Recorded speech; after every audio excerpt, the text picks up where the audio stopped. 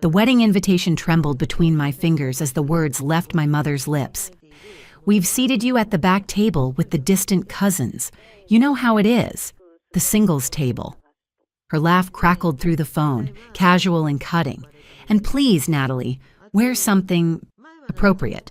Not one of those severe business suits. This is Paige's special day." I watched my reflection in my office window, 40 stories above Manhattan, the skyline stretching behind me like the empire I'd built while my family wasn't watching. The CEO of 3 successful tech startups staring back at me had apparently been relegated to an afterthought at her own sister's wedding. "Of course," I replied, my voice steady despite the heat rising in my chest. "Wouldn't want to outshine the bride." "That's not what my mother started, but I heard what she wasn't saying. "Don't remind everyone you're the successful one. Don't make this about you. Don't be you." Through the glass reflection, I watched my assistant approach with the quarterly reports that would determine the future of 2,000 employees. Meanwhile, my mother was worried I might wear the wrong shade of pastel to a ceremony. "My name is Natalie, I'm 34 and the founder of a tech security company. This is the story of how I stopped apologizing for success my family never bothered to understand. For as long as I could remember, our family had operated on a simple premise. Paige was the pretty one, the charming one, the one who made our parents' eyes light up at family gatherings. I was the smart one, the serious one, the one who needed to lighten up and focus on finding someone. Our roles had been assigned early and reinforced often. When Paige dropped out of college to pursue modeling, my parents framed her decision as following her passion. When I completed my second master's degree and launched my first company at 26, they called to ask if I was working too hard and ever planning to settle down. At 26, I'd launched my first company after completing my second master's degree, and by 30, I'd developed the encryption system, now protecting most banking transactions in North America. It wasn't that they didn't love me. They just didn't understand the woman I'd become, a woman who found purpose in creation rather than connection, who measured success in innovations rather than invitations. To them, my achievements were curious oddities, interesting conversation pieces, but not quite as real as Paige's conventional milestones. Engagement, bridal shower, wedding. And now her third wedding was set to be the crowning achievement. A marriage into the Keller family, old money with new connections, real estate developments across 3 continents, political ties in Washington, and a family tree that appeared in business textbooks. This wasn't just a wedding, it was a merger. I spent 3 weeks preparing, not for the ceremony, but for what would come after. If my family couldn't see me, perhaps others would. I leveraged my company's business intelligence team and my network of industry contacts to research the Keller family extensively, particularly Ryan's uncle, Victor Keller, the patriarch who had transformed their family business from regional real estate into a global empire. His latest venture focused on cybersecurity infrastructure, precisely my specialty. The morning of the wedding, I dressed with deliberate care. Not in the pastel sundress my mother had suggested, but in a black column dress that whispered power rather than shouted it. Simple pearl earrings, hair swept into a low chignon, minimal makeup. I looked exactly like myself, the self my family had spent years trying to soften, minimize, and reshape. The Westlake estate gleamed under the summer sun as I handed my keys to the valet. Guests streamed toward the ceremony space, couples with linked arms, families adjusting children's bow ties and smoothing daughters' curls. I walked alone, invitation clutched perhaps too tightly in my hand. Inside the grand ballroom, the usher glanced at my name, then directed me toward the back tables with a sympathetic smile. I nodded, unsurprised, and took my assigned seat. Around me sat distant cousins, former college roommates, and friends who hadn't made the cut for the main tables. The singles table, the leftover table, the people who didn't quite fit into the perfect wedding portrait. "Natalie, right?" A woman about my age leaned over. "I'm Paige's old roommate. She mentioned you run some sort of computer company." "Something like that," I replied, watching as the Keller family entered, moving with the easy confidence of people accustomed to rooms rearranging around their presence. The ceremony proceeded with practiced elegance. Paige was radiant, of course. She'd always known how to command attention, how to become the center of any room. Our parents beamed from the front row, my father's chest puffed with pride, my mother dabbing at theatrical tears. Not once did they look back to see if I was watching. At the reception, I remained at my assigned table, observing rather than participating. The Keller family moved through the crowd like royalty greeting subjects, pausing for precisely the right amount of time with each important guest. Diane, Ryan's mother, a woman with surgically enhanced features and calculated warmth, made her way around the room, her gaze sliding past me each time she turned in my direction. An hour into the reception, my mother approached, champagne glass in hand, her smile strained at the edges. "There you are. Are you having a good time? You should mingle, Natalie. Ryan's cousin is single. He works in finance or tech or something." She waved vaguely toward a group of men near the bar. "I'm fine here," I said. "Congratulations, by the way. The wedding is beautiful." "Isn't it?" The Kellers spared no expense. Diane and I have become so close planning everything. She's practically family already. My mother leaned closer, lowering her voice. "You know, you could make more of an effort. People are noticing you sitting here alone." I met her eyes steadily. "What exactly should I be doing, Mom? Pretending to be someone I'm not so the Kellers will approve?" She flinched slightly. "That's not fair. I just want you to be happy." "I am happy, just not in the way you recognize." Before she could respond, Paige appeared at her side, champagne glass dangerously full, cheeks flushed. "Mom, Diane is looking for you. Something about the photographer wanting family pictures." My mother brightened immediately. "Of course, I'll be right there." She squeezed my arm briefly before hurrying away. Paige remained, swaying slightly. "You came," she said, as if it were a surprise. I RSP'd yes. "I know, but you're so busy with your work stuff." She waved her hand dismissively. "Ryan's family keeps asking about you, you know, the mysterious sister who never shows up to family events." "Is that how you described me?" I asked, keeping my voice neutral.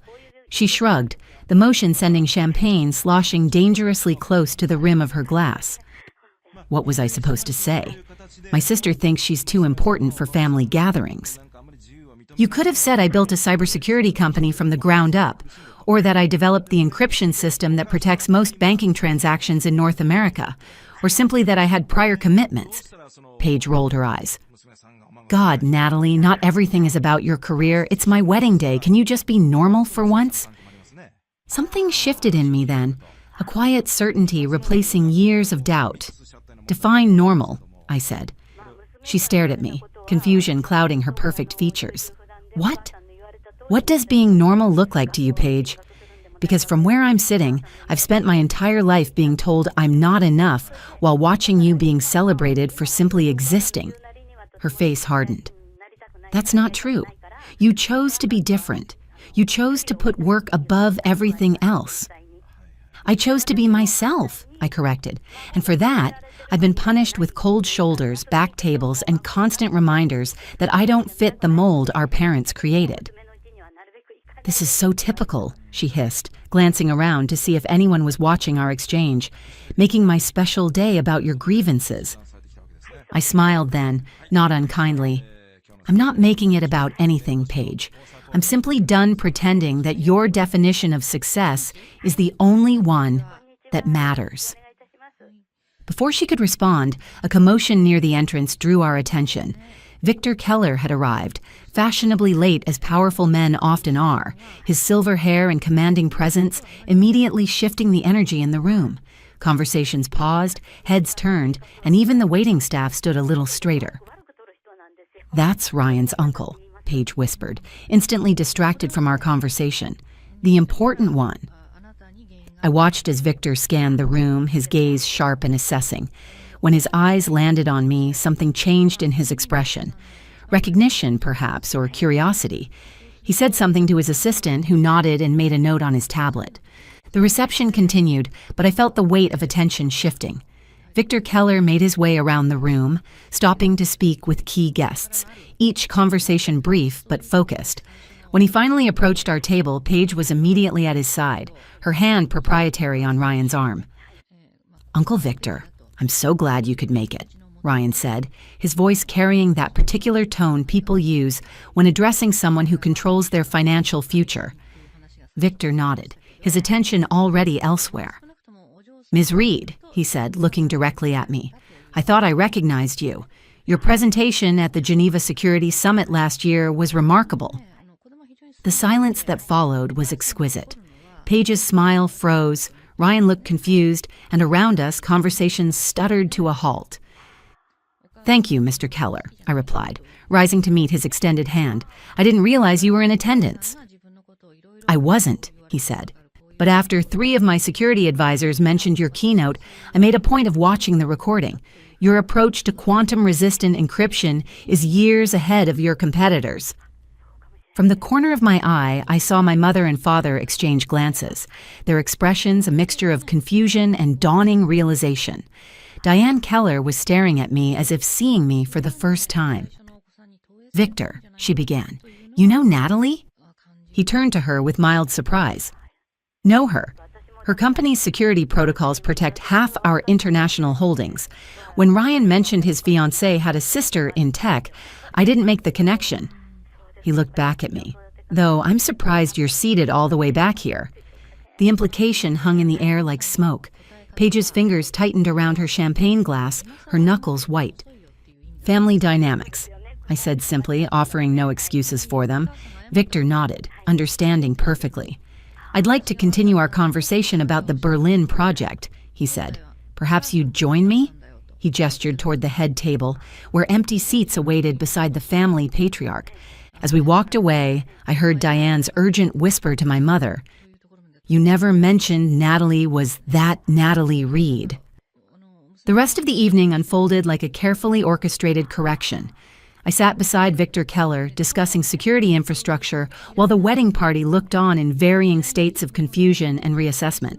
My parents hovered nearby, clearly unsure whether to be proud of my apparent importance or embarrassed by their previous dismissal. Later, as the dancing began, my father approached, his expression uncharacteristically humble. "Natalie, I had no idea your work was so significant." I met his gaze evenly. "I know, Dad. That's exactly the problem." He flinched slightly. "We've always supported you." "No," I corrected gently. "You've always tolerated me. There's a difference." My mother appeared at his side, her social smile firmly in place. "Everyone's talking about you and Victor Keller. Why didn't you tell us you knew the Kellers?" "For the same reason you never asked about my company, despite it being featured in Forbes last year," I replied. "You weren't interested." Her smile faltered. "That's not fair. We're very proud of you." "Since when?" I asked, the question hanging between us like a challenge. My father cleared his throat. "We've always been proud of you, Natalie. We just don't always understand your world." "You never tried," I said simply.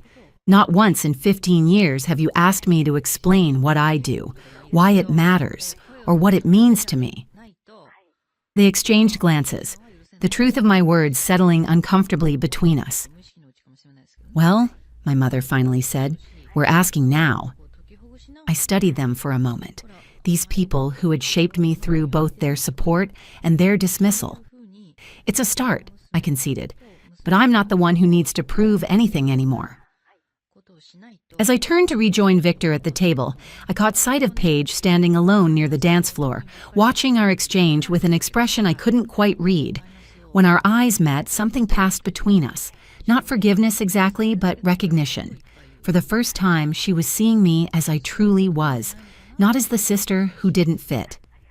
Later that night, as the reception wound down, Victor handed me his card with a private number scrawled on the back.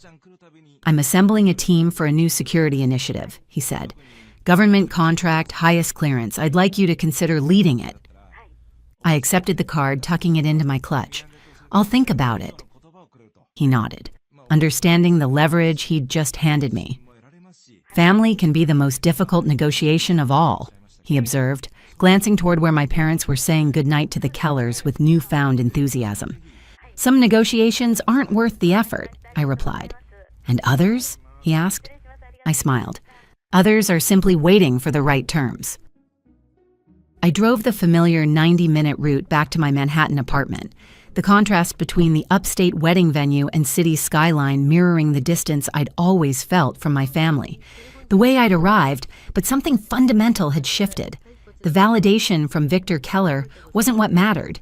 It was merely the mirror that forced my family to finally see what had been in front of them all along. As I unlocked my apartment door, my phone chimed with a text from Paige. "We should talk, really talk, soon." I didn't respond immediately. Some conversations require careful consideration, and some relationships need to be renegotiated from the ground up. But for the first time in years, I felt the possibility of being seen, not as the sister who didn't fit, but as the woman who had built something extraordinary while no one was watching. And perhaps that was enough of a beginning. The screen on my father's laptop froze, revealing an open email with my name in the subject line. My university graduation photos, ones they'd never seen, stared back at me from the attached document. 3 years of carefully maintained secrets exposed in an instant. Maiden Ann Thompson, Bachelor of Science in Data Science, summa cum laude. My father's voice crawled up my spine as he appeared in the doorway. The prestigious University of Chicago logo gleamed in the corner of the diploma image. What the hell is this? The graduation cap I'd hidden in my suitcase suddenly felt heavier in my hands. I'd planned to reveal everything tonight, on my terms. Now the truth hung suspended between us in his study, exposed prematurely by a careless tech glitch and auto-synced email. "I can explain," I managed. But the thunderous expression on his face told me he wasn't interested in explanations. "Community college," he spat, advancing into the room. "Local dorms, that was our agreement." Behind him, my mother appeared, her face cycling through confusion, shock, and betrayal. "We've been sending money to your account all this time. For books, for—" "I never asked for that money." My voice emerged stronger than I expected. "I returned every cent to a savings account in your name. Check your statements." My sister Olivia slipped past them both, her eyes narrowing as she scanned the email over Dad's shoulder. "You've been lying to everyone for years," she said, her voice tinged with something that sounded almost like admiration. "While I've been planning my wedding, you've been living my actual life," I finished for her. "My name is Rachel. I'm 25 and a data analyst. This is the story of how I stopped being invisible. I'd arrived home yesterday after 3 years of carefully maintained distance, summoned by increasingly desperate messages about Olivia's 2-week wedding extravaganza. The golden child's perfect day needed perfect family attendance. I'd planned to reveal my real career, my real life at dinner tonight, to finally be seen. Instead, I stood frozen in my father's study, watching 3 years of calculated independence collapse in seconds. The diploma image on the screen seemed to pulse with each heartbeat, concrete evidence that the invisible daughter had built a life they knew nothing about. "I don't understand," my mother whispered, sinking into the leather chair by the bookcase. "Why would you lie about something like this?" The question pierced through years of practiced restraint. "Because you never saw me," I said simply. "Because when I got 5 A's in 3rd grade, you nodded without looking up from your magazine. Because when I won the science fair in 10th grade, you and Dad were at Olivia's soccer game. Because when I got accepted to Chicago, you told me it would make Olivia feel inferior if I went." My father's face flushed dark red. "That's not—" "It is." The words felt like release after years of careful silence. "I make 6 figures as a product analyst at Tech Fusion. I have my own apartment in Chicago. I've been supporting myself completely since I was 18. "That's impossible," he stammered, but uncertainty had crept into his voice. "Check my LinkedIn profile, call my office. I've been someone else entirely while you were too busy with your golden child to notice." Olivia's fiancé Elliot appeared in the doorway, his perfectly timed entrance familiar from countless family gatherings where he'd positioned himself at the center of attention. "Everything okay in here?" His practiced concern made my skin crawl. Something about his carefully constructed persona had bothered me from the moment we'd met yesterday.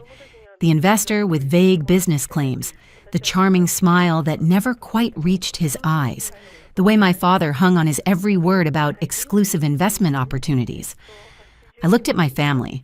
My father's rigid certainty, my mother's conflicted loyalty, Olivia's mixture of shock and defensiveness, Elliot's calculated concern, and made a decision. If they wouldn't see me, perhaps they'd see the truth I was about to reveal. Elliot, I said, turning to face him directly, which cryptocurrency exchanges do you primarily use for your investment platform? His smile flickered momentarily. Oh, a mix, mostly private platforms. Exclusive access. I nodded, the analyst in me recognizing the evasion. Fascinating. And your company's based where exactly? We're decentralized, he replied smoothly.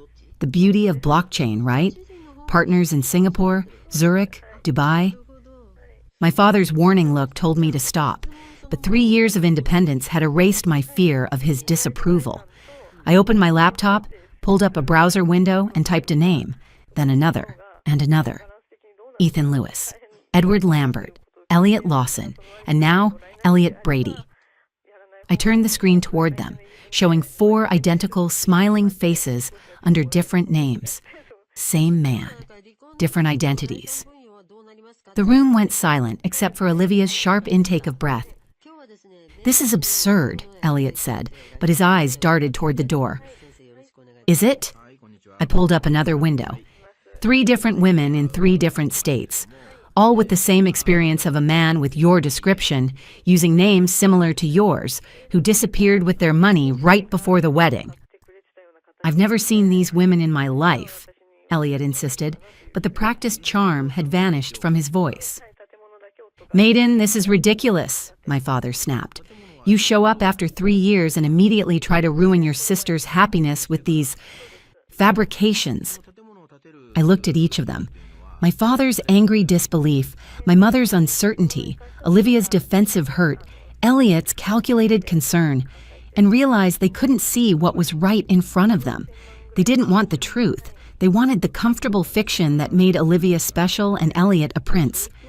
When he disappears with everything you have, I said quietly, gathering my belongings, remember that someone tried to warn you. The weight of their rejection followed me out the front door. For the first time, I wasn't hiding who I was. I was walking away with the truth they refused to see. My phone buzzed incessantly as I prepared coffee in my Chicago apartment 2 days later. I flipped it over. 17 missed calls, 23 text messages, 5 voicemails. The first voicemail played on speaker. Maiden, he's gone. My father's voice cracked, a sound I'd never heard before. Elliot disappeared last night. Call us back. The second. The accounts are empty. Everything. Even your mother's retirement fund. The third caught me off guard.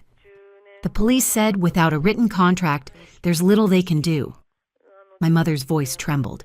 They called it a civil matter. Please, Maddie, we need you to come home.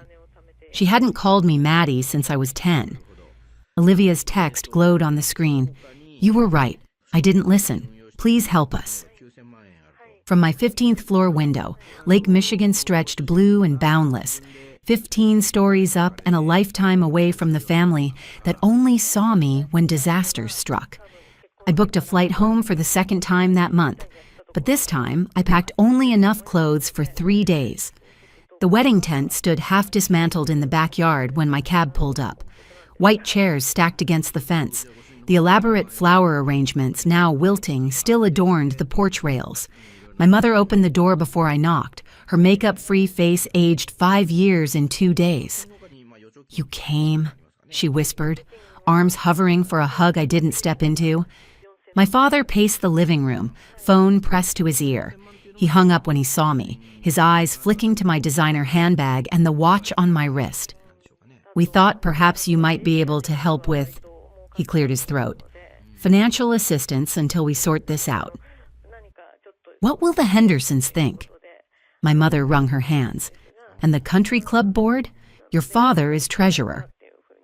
Olivia sat curled on the couch, wearing sweatpants and one of my old high school t-shirts she must have found in my former bedroom. Her eyes were swollen.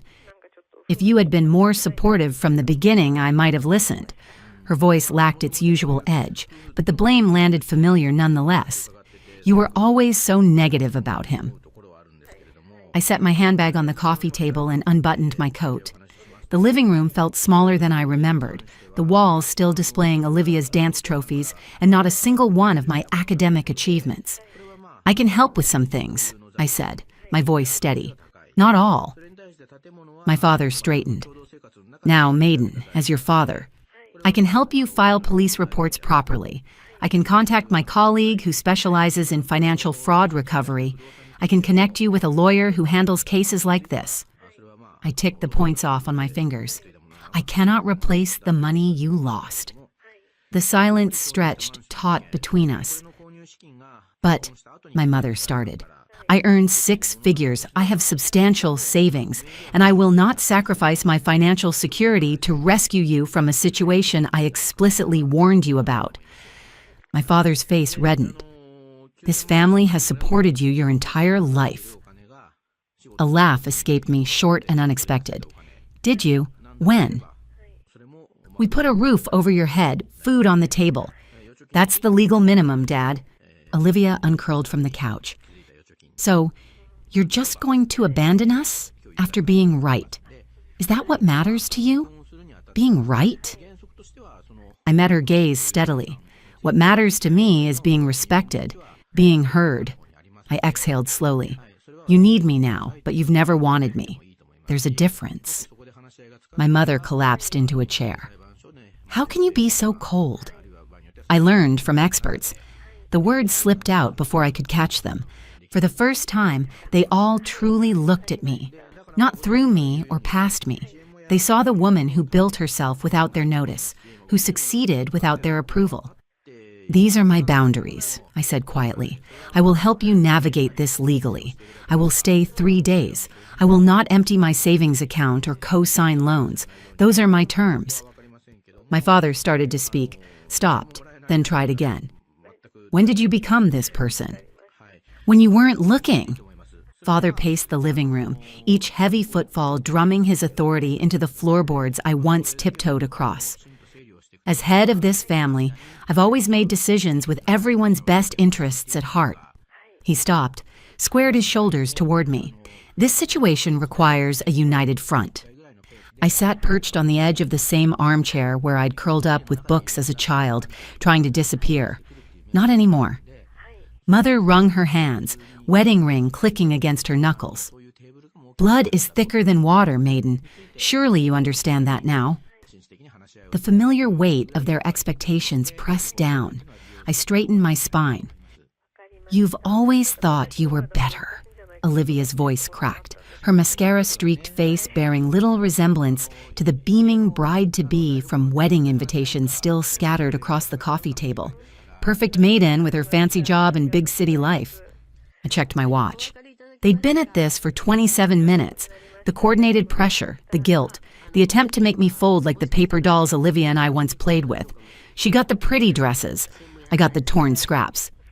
When I was 8, I said, voice steady, I won the district spelling bee.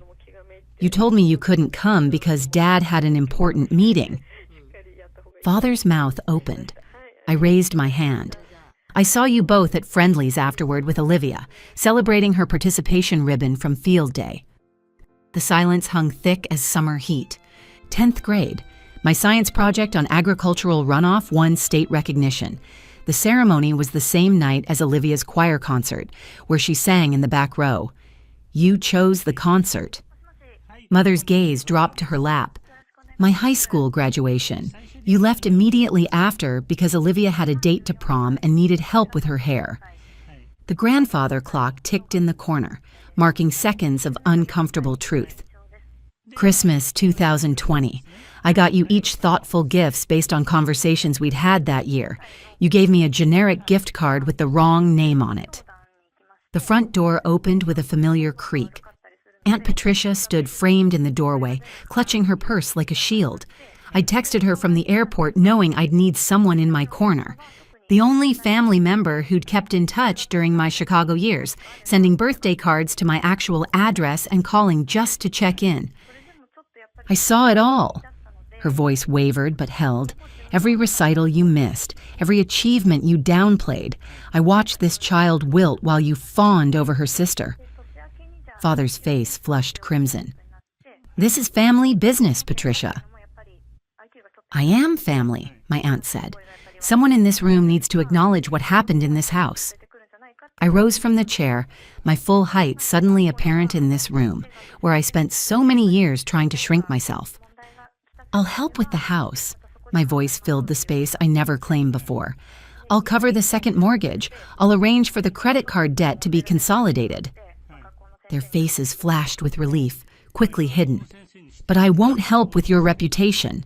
I won't pretend Olivia wasn't scammed by a man any decent background check would have flagged. I won't lie to the neighbors about where the money went. I met each of their eyes in turn. I won't attend any community functions where you parade me around as the dutiful daughter who swooped in to save the day. Father's jaw clenched. You don't get to dictate terms in my house. I do when I'm the one with the means to save it. The words tasted unfamiliar, powerful, certain. My assistance comes with legal protections for me. The money will be handled through formal channels with documentation. You won't have direct access to any funds.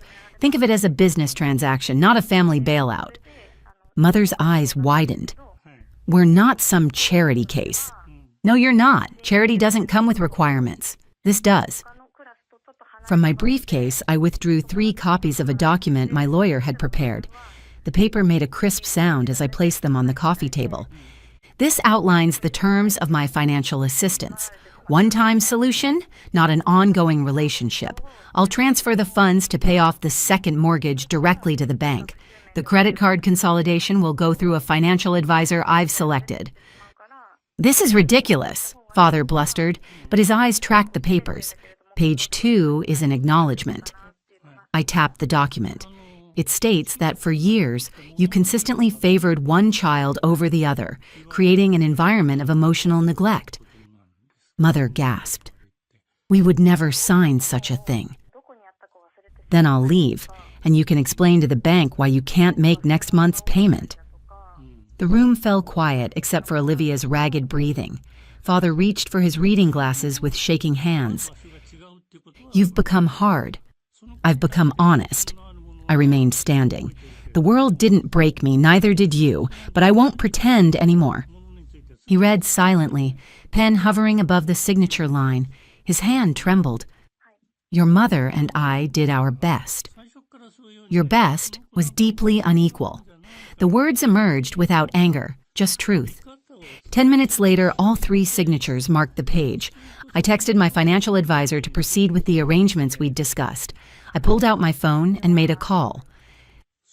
Ms. Winters, we're proceeding with Plan A. Yes, the full arrangement. I listened briefly.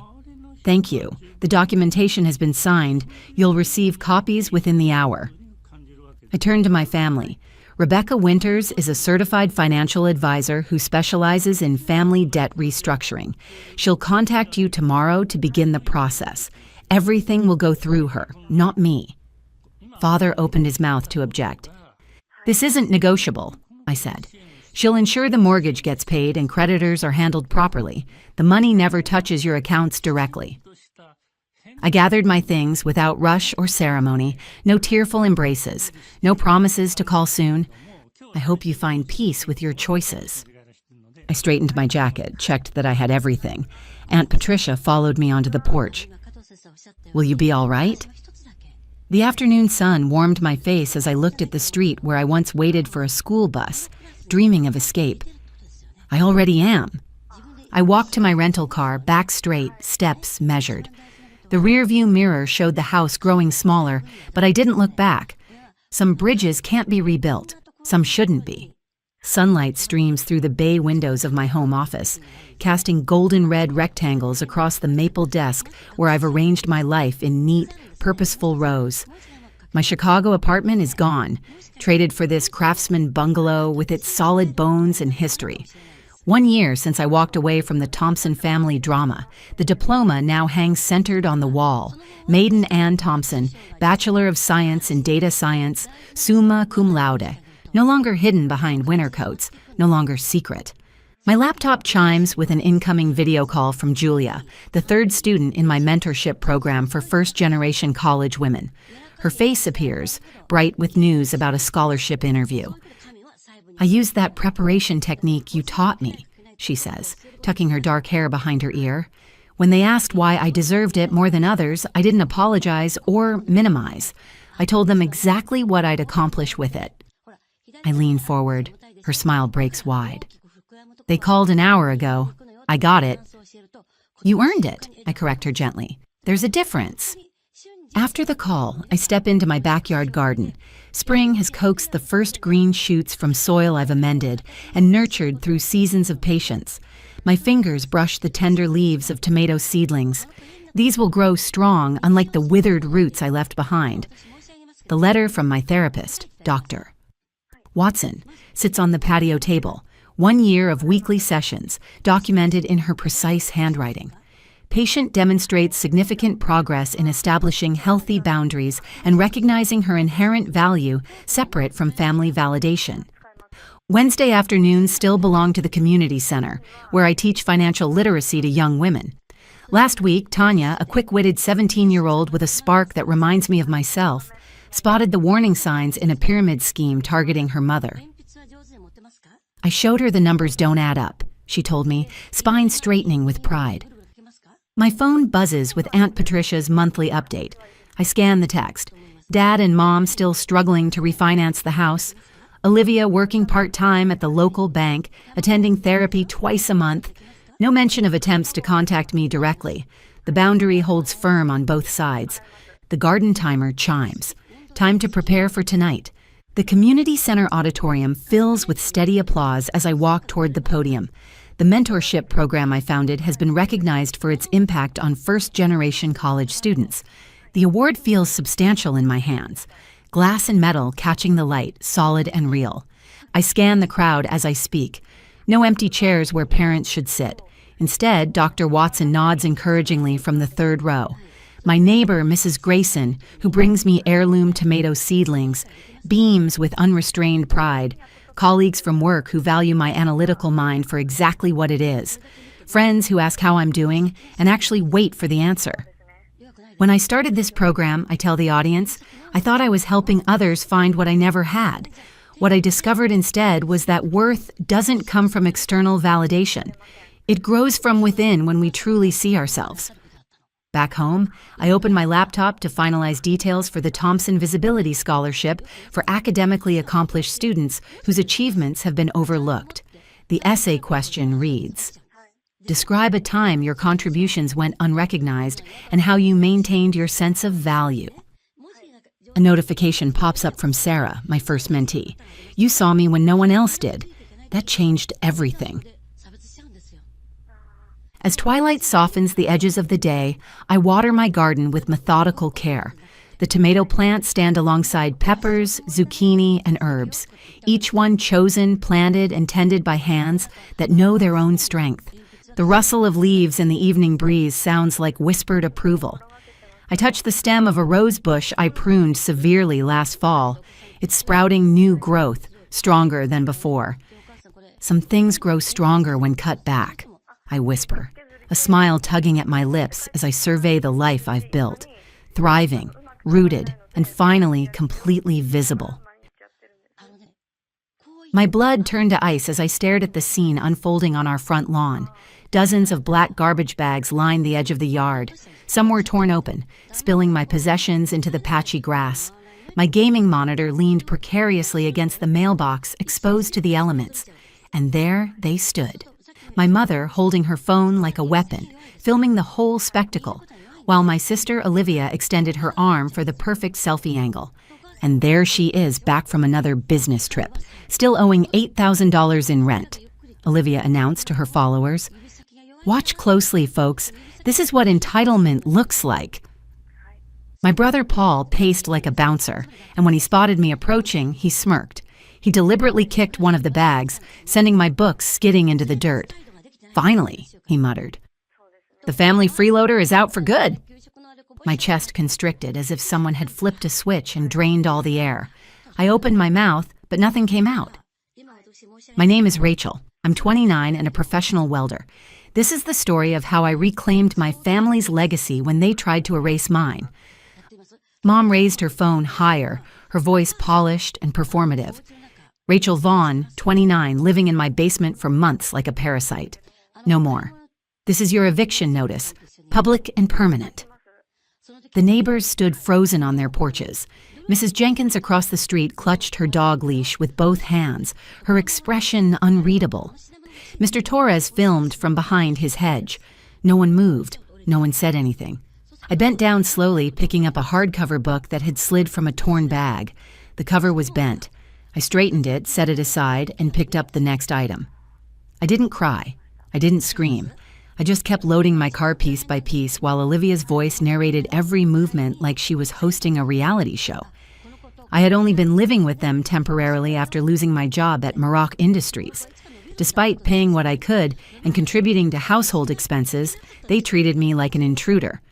Just yesterday morning, Mom had made me breakfast before I left for a 2-day maintenance contract in Brookings.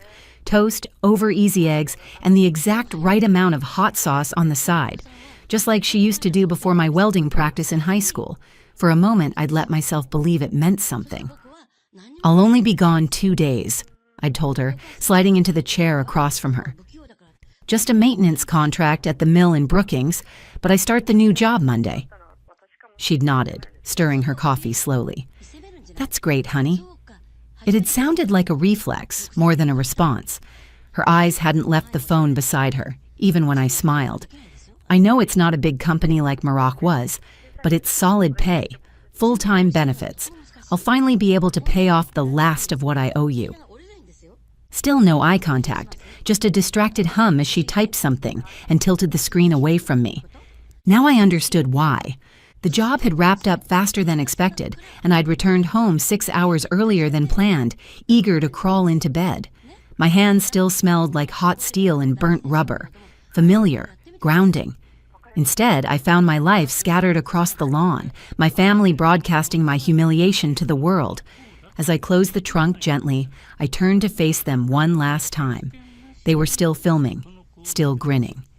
"Enjoy the show," I said quietly. "You'll be hearing from me soon."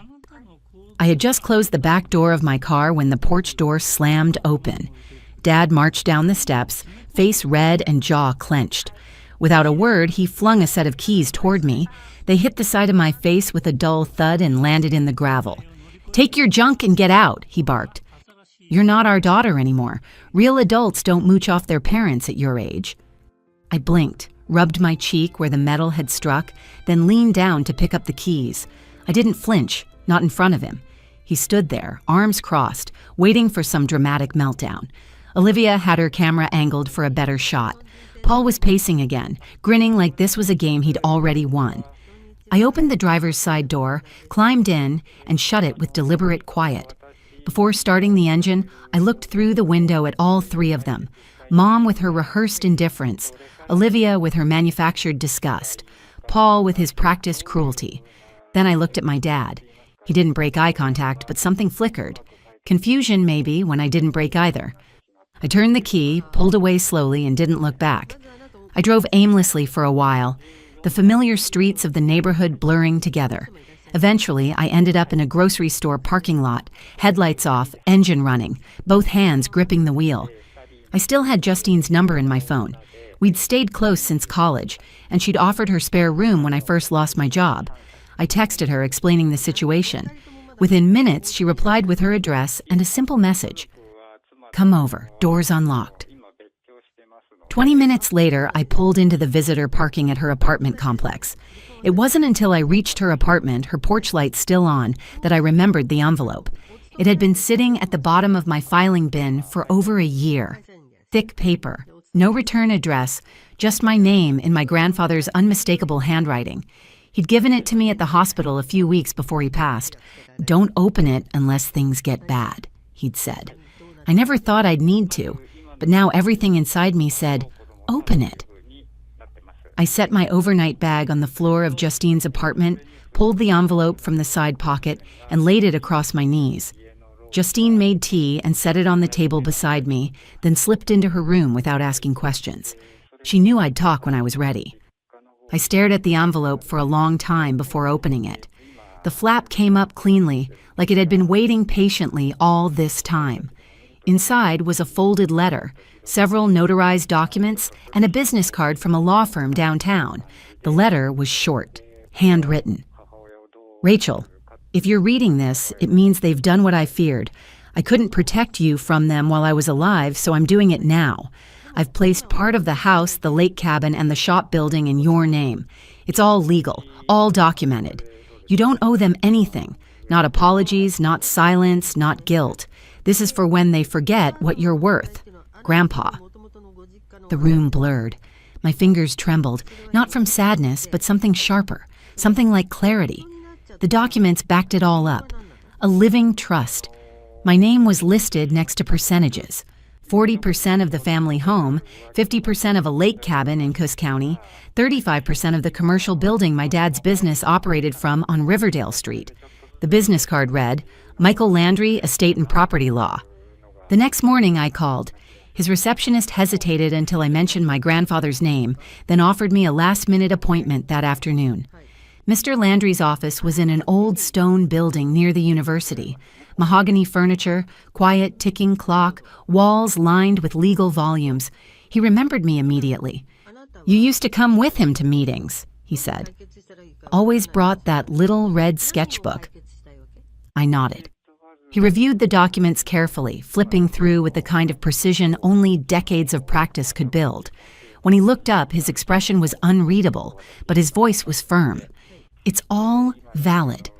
The trust was finalized before your grandfather passed. They can't legally remove you, sell without your consent, or claim ignorance. If they've been collecting rent or taking loans against any of these properties, they may have a bigger problem than they realize. I sat back in the chair, my heart still pounding. I'm ready to proceed, I said. He leaned forward slightly. Then let's begin. The first text came that night. Olivia, 8:47 p.m. Hey, hope you're not mad. The stream wasn't meant to embarrass you. It was just content. You know how the algorithm is. I didn't answer. They still had my number from before. I hadn't changed it yet since all my job applications had that contact information. By morning, there were 12 more messages, 2 missed calls from Mom, a voicemail from Paul. You're overreacting. It wasn't even that serious. You know how she gets. Just come back and talk like an adult. I forwarded everything to Mr. Landry. By midday, Dad's number lit up my screen. Dad, 1 p.m. We need you to sign a few things. No drama, just paperwork. No explanation, no apology, just instructions, like I was an employee who had missed a deadline. Mr. Landry responded on my behalf with a brief formal notice that all future communication should go through his office. He CC'd their family lawyer. I turned off read receipts and let the silence do the work. I spent the next few hours organizing the few things I had salvaged. Justine had cleared a shelf for me, and I stacked my books there. Less than half my collection, but enough. I folded the clean clothes, placed the monitor carefully by the desk, and stared at the dent in its frame. Then I picked up a pen. It had been years since I kept a journal, but that night I opened a blank notebook and wrote a single line. They only listened when I stopped explaining. The words came easier after that. Not rage, not revenge, just observations.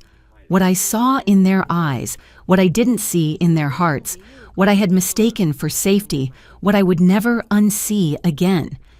By the time I closed the journal, my phone was still vibrating every few minutes. Olivia's voice memos, Paul's passive-aggressive guilt trips, Dad's insistence. I turned the phone face down and let it buzz into the mattress. They were loud. They had always been loud, but this time, my silence said more than their shouting ever could. Mr. Landry called 2 days later, his voice calm but clipped. We've finished reviewing the income history on the properties, he said. Your parents and brother have been collecting rent from the lake cabin and the commercial building, none of it disclosed to you. I closed my eyes. How much? Just over $50,000, 3 years of tenant payments. Your share wasn't even acknowledged, he said. Acknowledged? Like it was a clerical oversight. We both knew better. By the end of the day, certified letters had gone out to the family's legal representative outlining the exact amount owed and my ownership percentages. Mr. Landry had also contacted the banks involved with the business loans tied to the commercial property. If they had approved financing without all stakeholders' signatures, they were at risk too. The silence that followed was different this time. Not stunned, not wounded, calculating. 3 days later, Paul showed up at my new job. It was a quiet Tuesday afternoon. I had just clocked out for lunch and was heading toward the back parking lot when I saw him leaning against my car, arms folded, phone in hand. I kept walking, didn't stop. "Rachel," he said, tone too casual. "You got a minute?" I kept the keys in my grip, ready. He stepped into my path. "We need to talk." I looked him straight in the eye. "You're trespassing. Move." He leaned in, voice low and tight. "You're tearing the family apart over some technicality. That money wasn't yours. You want to play this lawyer game? Fine, but it won't end the way you think." I didn't flinch. "Step away from my car." A couple of co-workers appeared by the exit. One of them called out my name. Paul turned to look, then stepped back, muttering something under his breath. "I won't say it again," I said, pulling out my phone. "This is harassment. You need to leave." Security met me by the door minutes later. By then, he was already gone. Back inside, I filed an incident report with the front office and sent the footage from the parking lot camera to Mr. Landry. He replied within the hour. Noted and logged, proceeding as discussed. Paul must have found my workplace from my social media. I hadn't updated my privacy settings after starting the new job, and my profile still showed where I worked. I made a mental note to fix that immediately. Later that evening, I changed all my privacy settings and removed my workplace information from my profiles. They had made the first move. Now they would learn what it felt like to play defense. They came on a Thursday evening just after sunset. I heard the knock first, sharp and impatient. Then the voices, too many of them. I walked to the door without opening it. The security camera feed on my phone confirmed what I already suspected. All 4 of them. My mother clutching a tissue. My father with arms crossed and jaw locked. Paul leaning against the wall like this was beneath him. And Olivia standing off to the side, half watching the door and half scrolling her phone. "Rachel!" Mom called out, voice cracking. "Please, honey, we just want to talk. This has all gotten out of hand." Dad stepped forward. "Open the door. You're acting like a child." From behind them, Paul muttered something I couldn't hear. Olivia didn't look up. I didn't answer right away. I wanted them to sit in the discomfort, let it soak. Dad knocked again, harder this time. "We are your family. You can't just shut us out over paperwork." I spoke clearly, loud enough for the mic to pick up. "All future communication goes through Mr. Landry. You've already been informed of this." There was a pause, like they hadn't expected me to respond at all. Mom's voice came next, thinner. "Now, you don't have to do this. We can work it out, just the 5 of us.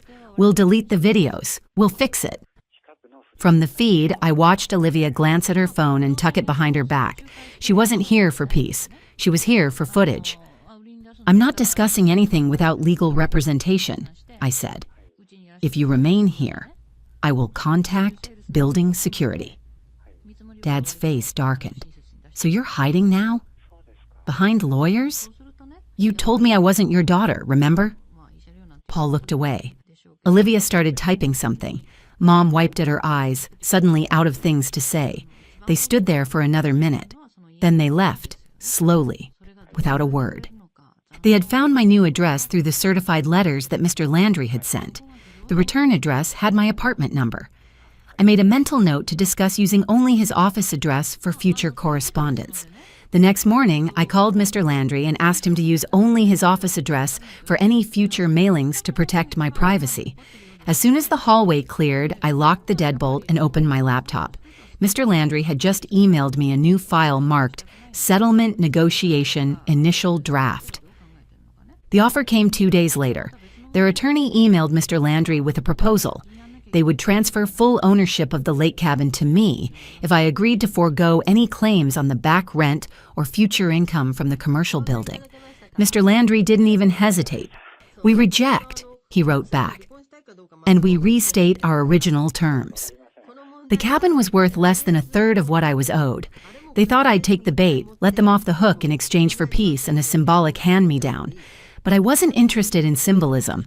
I wanted acknowledgement. I met with Mr. Landry the next morning and laid out what mattered to me: a formal payment plan for the unpaid rent, a third-party property management company to handle all future income, and a written admission of financial misrepresentation. "I want it in writing," I said, "and I want it signed." He nodded once. "Then that's what we'll demand." While negotiations crawled, their cracks began to show. Olivia lost over 5,000 followers in a week. Someone from high school had recognized me in her stream and started posting receipts. The video had gone locally viral, and several of my former classmates had commented, sharing their own experiences with my family. A few of her sponsors dropped her. She deleted the eviction video, but the internet doesn't forget. Dad's business took a hit, too. One of his clients saw a clip and decided not to move forward with a project. Then a loan application got flagged. When banks started reviewing ownership documents, the trust surfaced. Mom stopped texting. Paul sent one angry email that Mr. Landry forwarded without comment. Olivia tried calling twice. I didn't answer. When their lawyer finally responded, the tone had changed. Less aggressive, more careful. They agreed to everything: monthly payments, third-party oversight, and a written acknowledgement signed by all four of them. I read the document twice before signing. At the bottom, just above my name, I added a sentence of my own. "Truth isn't betrayal. It's what happens when the performance ends." I sent it back and waited. The final part hadn't happened yet. They still had one more thing to do. 3 weeks after staying with Justine, I found a small apartment just 10 minutes from my new job. The rental application process went smoothly. My new salary was enough to qualify, and the security deposit came from my first paycheck. I moved in that weekend, grateful to have my own space again. The apartment was small, but it was mine. 1 bedroom, uneven floorboards, and a draft in the kitchen window that whistled when the wind picked up. But the lease was in my name, and the first month's rent came straight from my paycheck at the new welding job.